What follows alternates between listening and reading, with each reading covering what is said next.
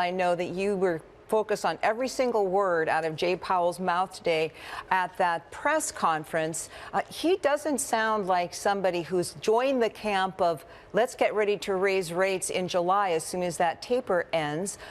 Did you come away with the same impression that he might be stuck back in 2023, maybe even 2024 for the first rate hike?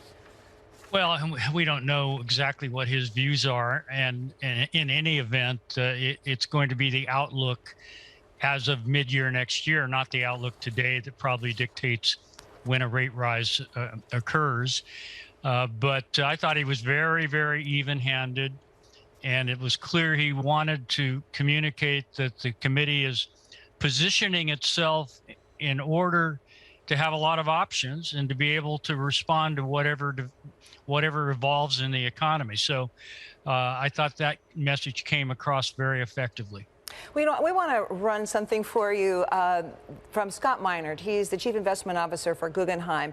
He is in the camp, and I think you'll find more people like this, following the bond market, et cetera, who think that maybe the Fed's going to wait too long, maybe inflation's going to get out of control, maybe there's going to be a policy mistake. Let's listen.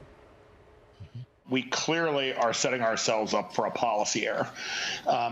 There is no way that we have engaged in the scale of asset purchases in the pandemic where there is going to be a policy which ultimately is going to be perfect and not cause some sort of interruption to asset prices or something else that would be destabilizing. So, Dennis, how do you respond to that? Well, I understand that there are people who are concerned about policy errors. A policy error, in my mind, is something that is sustained for a long time. That is really wrong and out of sync with the reality, underlying reality, for a long period of time. I think it was clear in the press conference today that the committee and Chairman Powell are ready to move when they get an indication that their assumptions are wrong. And I doubt that you're going to see something actually get out of control or get out of hand. And when people talk about hyperinflation, spiraling inflation, it does call for an explanation of what exactly are the drivers of that. And at the same time, is it likely the Fed will be sort of in the dark and not pay attention and just stay on hold?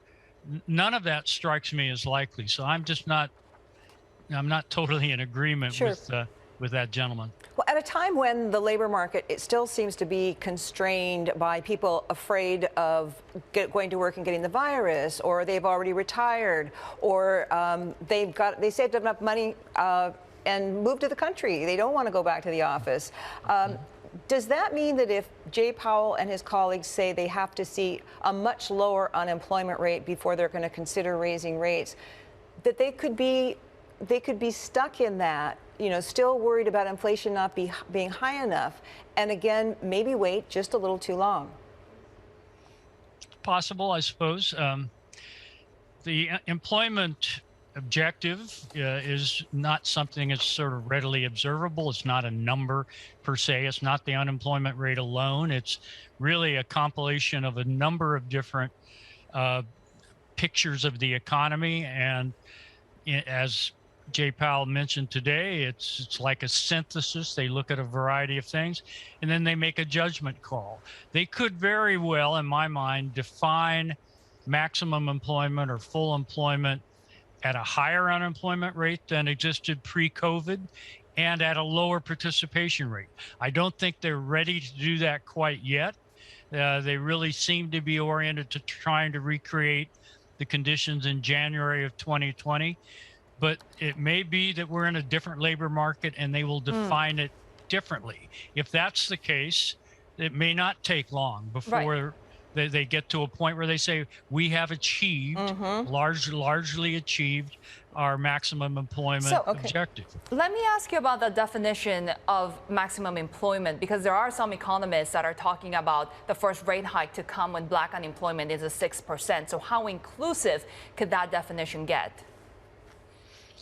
Well, let me just say that I think this committee and you can read that from the strategy statement that was issued last year, is very much looking at data on the unemployment rate, the participation rate, and such of individual cohorts in the economy, minorities, women, and wanting to create the conditions in which those groups are actually enjoying the best possible employment conditions.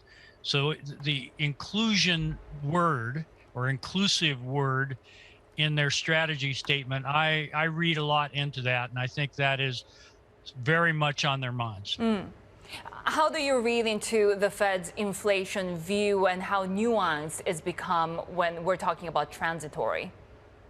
Well, a few months ago, I think you could say that they had a pretty simple message that this too will pass, that elevated inflation will come down, and now they're communicating, as you say, a more nuanced message, that it's a more complicated set of factors at work, and at the same time, it's likely to take longer.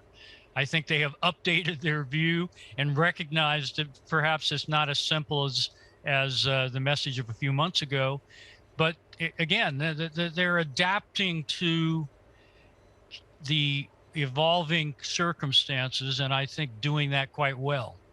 So if you were on the committee right now, how would you be positioning yourself? What would your argument be? Because we know there are, going into this point anyway, a lot of different views. Some people have been ready to start hiking very quickly because they are worried about inflation. And why keep the key rate on zero anyway when employment is down to 4.8% and the economy is definitely still growing?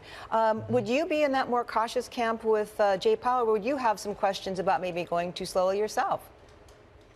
If I were on the committee today, I would support the policy positioning as it exists today, or as it was presented today. I would be arguing that we should keep our options open, or the committee should keep its options open.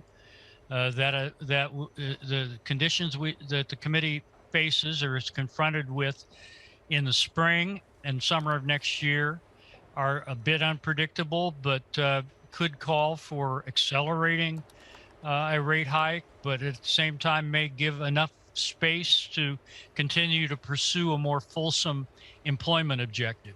I just don't think you can know now. So I would be one who is supportive, but basically saying let's get ready for any number of different possible scenarios.